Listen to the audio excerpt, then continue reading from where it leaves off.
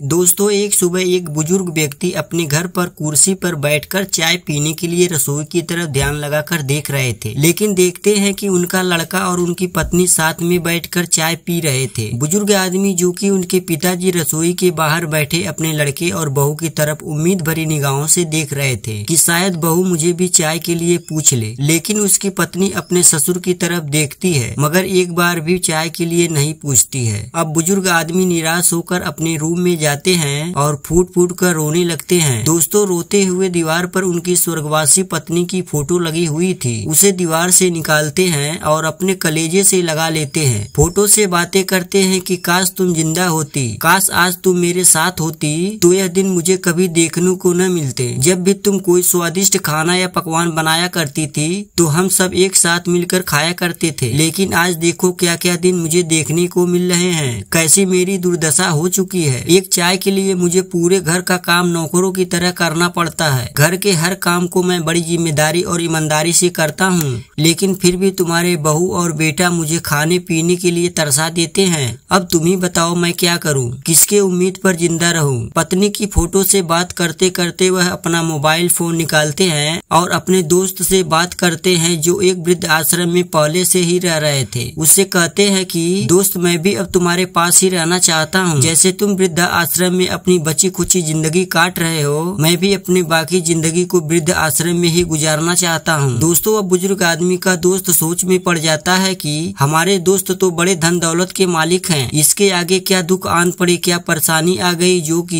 यह भी वृद्ध आश्रम आने के लिए मजबूर हो गए। वृद्धा आश्रम फोन करने के बाद बुजुर्ग व्यक्ति अपनी पत्नी की तस्वीर, अपने कपड़े रखते हैं और घर से बाहर निकलते हैं। उनके बहू बेटा देख रहे थे, झोला उनके हाथ में होता है, वह बाहर जा रहे थे। लेकिन बेटा और बहू उनसे एक बार भी नहीं पूछते कि पिताजी आप कहाँ जा रहे हैं, बल्कि वह लोग यह सोचते हैं कि अच्छा ही है जो यह बूढ़ा अपने आप ही जा रहा है तो इसको जाने दो।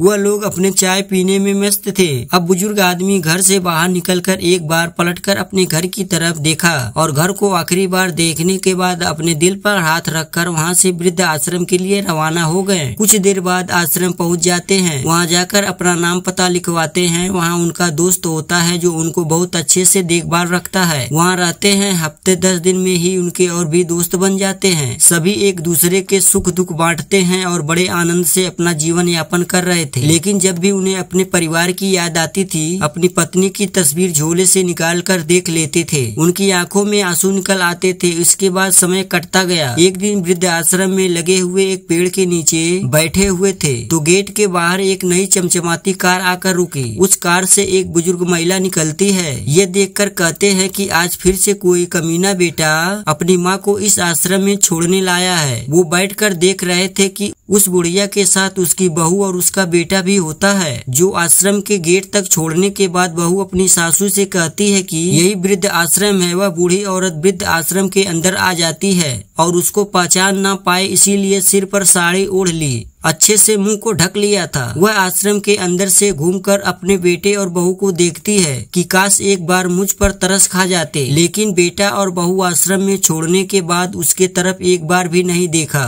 और गाड़ी में बैठते हैं। गाड़ी चालू किया, तुरंत वहां से चले जाते हैं। अब इसके बाद वह औरत जहां महिला आयोग बना हुआ था जिसमें औरतें रह रही थी, वहां चली जाती हैं और वहीं रहने लगती हैं। इसके बाद एक हफ्ते का समय बीत गया। जो औरत वृद्धा आश्रम में आई थी उनका नाम ममता होता है। वह अपने घर परिवार के याद में खाना पानी भी सही से नहीं खा रही थी, जो कि वृद्ध आश्रम में रहने वाले सभी लोग खाना खा रहे थे। ममता को सभी लोग बुलाते लेकिन वो मना कर देती हैं। वहीं पहले से रह रहे केशव जी बड़े ही सीधा सज्जन और समझदार इंसान थे। वह ममता जी को आश्रम में खा रहे सभी लोग के साथ मौजूद न पाकर सोचते हैं कि आखिर हफ्ते भर पहले आई औरत खाना खाने के लिए क्यों नहीं आई है। चलो चलकर देखते हैं कि उनको क्या समस्या है। वह खाना खा रही दूसरी महिला से पूछ लेते हैं कि जो बूढ़ी औरत एक हफ्ते पहले आई थी वह खाना खाने के लिए क्यों नहीं आती हैं? तो वह औरतें बताती हैं कि उन्हें अपने घर परिवार बहू बेटे की बहुत याद सताती है, इसीलिए पूरा दिन ऐसे सोच में ही बैठी रहती है। लेकिन अभी उन्हें फूलों के बाग में लगा दिया गया है कि काम करती रहेंगी तो उनका मन बहल जाएगा। अब केशव जी फूलों के बगीचों में पहुँचते हैं तो उन्हें देखकर ममता देवी अपनी साड़ी से मुंह को पूरी तरह से ढक लेती है। वह ममता जी से कुछ बोलते हैं लेकिन वह किसी भी बात का जवाब नहीं देती हैं। कुछ देर खड़े खड़े जब दूसरा काम कर रही थी तो केशव जी उन्हें देख लेते हैं और पहचान गए कि अरे यह तो हमारी बहू की माँ है। अब केशव जी कहने लगे, जब आपने मुझे पहले ही पहचान गई हैं तो इसमें शर्माने की क्या जरूरत है। जो कुछ हुआ है अच्छे के लिए हुआ है और ईश्वर से कामना है कि जो आगे होगा वो भी अच्छा ही होगा।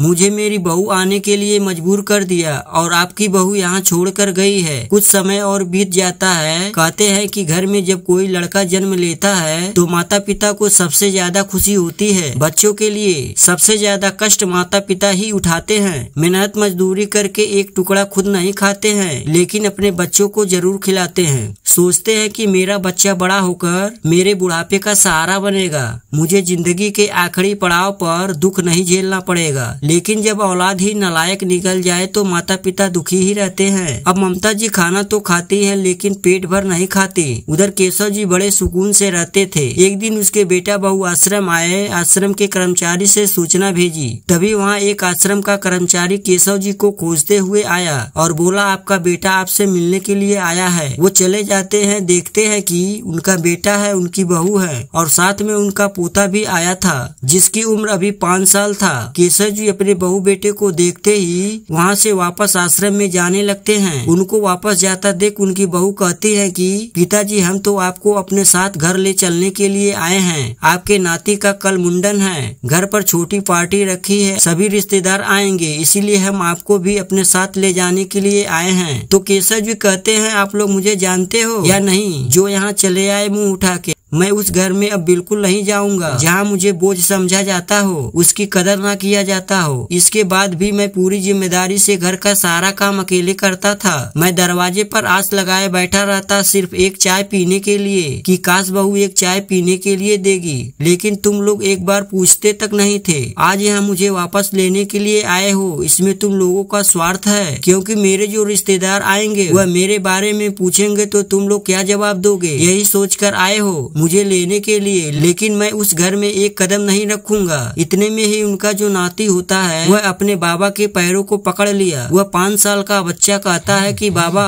कल मेरा मुंडन है, आपको मेरे साथ जरूर चलना होगा। बच्चे के उदास मुंह से यह शब्द सुनकर उसके बाबा का दिल भर आता है। वह चलने के लिए तैयार हो गए, लेकिन उन्होंने एक शर्त रखी, जब पार्टी खत्म हो जाएगी तो मुझे फिर से वृद्धा आश्रम छोड़ जाना। तो उनकी बहू बोलती है, आपकी ये शर्त हमें मंजूर है, हम आपको जल्द ही यहाँ फिर से छोड़ आएंगे। अब गाड़ी में बैठकर उनके साथ घर आते हैं। अब अगले दिन पार्टी शुरू हो जाती है। सभी रिश्तेदार पार्टी में शामिल होते हैं, उसके हालचाल लेते हैं। तो कुछ लोग कहते हैं, अरे केशव जी, आपको कई दिनों से देखा नहीं था, कहाँ चले गए थे? तो वह बात को काटते हुए कहते हैं कि कहीं नहीं, तीर्थ यात्रा घूमने के लिए गया हुआ था। कुछ घंटों में पार्टी खत्म हो जाती है। सभी रिश्तेदार यार दोस्त अपने अपने घर चले जाते हैं। बहू बेटा अपने ही मस्ती में मस्त थे। इधर उसके पिता को अचानक नींद आ जाती है और वह सो जाते हैं। सुबह उनकी नींद खुलती है तो बहू उनके सामने ही खड़ी होती है, कहती है कि पिताजी चलिए, आपको शर्त के अनुसार वृद्धा आश्रम छोड़ आए। लेकिन केशव जी चुपचाप सुन रहे थे, मन ही मन बोल रहे थे कि बहू, आज जितना तुम खुश हो सकती हो खुश हो जाओ। तुम भी वृद्धा आश्रम चलकर देखोगी तो मुझे मजा आएगा और आज के बाद तुम लोग वृद्धा आश्रम भूल जाओगे। अब केशव जी गाड़ी में बैठते हैं, अपने घर की तरफ देखते हैं, फिर गाड़ी चल देती है। वृद्धा आश्रम पहुंच जाते हैं। केशव जी को उतारकर बहू बेटा वापस जाने लगते हैं तो केशव जी उन्हें रोककर बोलते हैं कि बहू इधर आ जाओ, तुम्हें एक चीज दिखानी है जो तुम्हें ज्यादा पसंद है, लेकिन तुमने आज से पहले कभी न देखी होगी, न कभी सोचा होगा। बहू बेटा दोनों ही रुक जाते हैं। केशव जी उन्हें वहीं ले जाते हैं जहाँ ममता जी होती हैं। अब जैसे ही ममता जी अपनी बेटी और दामाद को देखती हैं और जैसे ही लड़के ने अपनी सास को वृद्ध आश्रम में देखा तो खड़ा का खड़ा ही रह गया। अब उनकी बेटी ने भी देखा तो दौड़कर अपनी माँ के गले से लिपट जाती है, कहती है कि मम्मी आप इस आश्रम में, मैं तो भैया भाभी से बात की तो भाभी ने कहा था कि मम्मी जी तो तीर्थ यात्रा पर गई हैं, कुछ दिनों में वापस आ जाएंगी। भैया भाभी ने नहीं बताया कि वह आपको आश्रम छोड़ आई हैं। उनकी इतनी हिम्मत, वो इतने नालायक हो गए जो आपको वृद्ध आश्रम छोड़ गए। माँ मैं आपको अपने साथ ले जाऊंगी। अब यह मीठी चिपड़ी बातें सुनकर जानकी जी गुस्से से बोलती है कि तू खुद मेरी बेटी कहलाने के लायक नहीं है, तेरी भाभी और तुझमें कोई अंतर नहीं है जो अपने बुजुर्ग ससुर को वृद्ध आश्रम आने के लिए मजबूर कर दिया। इधर मेरी बहू ने मुझे वृद्धा आश्रम छोड़ गई, तुम एक बार घर भी ले गई थी लेकिन आज फिर से यहीं छोड़ने के लिए आई है अपने ससुर को। तेरे भैया भाभी ने भी मेरे साथ यही किया, अब क्यों कह रही हो भाभी और भैया नालायक हैं? पहले अपने आप में झांक कर तो देखो कि तुमने क्या किया है। अगर हमारी औलाद नालायक ना होते तो हमें कभी वृद्ध आश्रम आने की नौबत ना आती। ममता जी इतनी बात सुनाई तो पति पत्नी की आंखें शर्म से नीचे झुक गई। बेटी कहती है कि मम्मी हमारे साथ चलो, मेरे साथ रहना, लेकिन वह घर जाने के लिए मना कर देती हैं। दोनों लोग कहते हैं कि हम लोग अपनी बची उम्र यहीं वृद्धा आश्रम में काट लेंगे। तो केशव जी का लड़का और ममता जी की बेटी निराश मन से घर को लौट जाते हैं क्योंकि उन दोनों को सबक मिल चुका था।